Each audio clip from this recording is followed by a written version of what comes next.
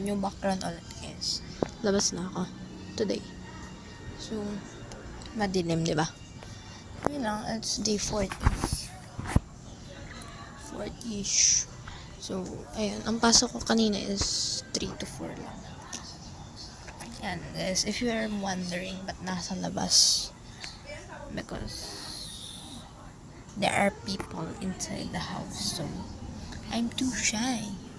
Super shy. Anyway, this is an update. Day 40, guys. As I don't know if papopost ko siya ngayon. Kasi wala kaming internet. Yeah, buisit na PLDT. So, nakadata lang talaga right now.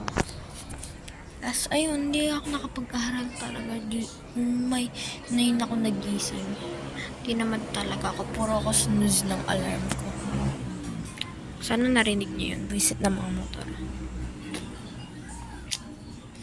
So, ayun. Pasok na ako bukas ulit. Tuloy-tuloy na yun. Nakakatakot. Oh, bye. So, orientation. Tapos na. Kanina. Ngayon, subject teacher orientation. Yeah, whole day hanggang 3:30 or 2:40. 2:40 ata yan. Sige, yun na lang guys. You can't see me. Bye. Zooming out. Posting until I become an upcut. Upcut? Ba't ako maging upcut? Iska dapat yun. Posting until I become an iska. Hindi upcut. May badge. Zooming out.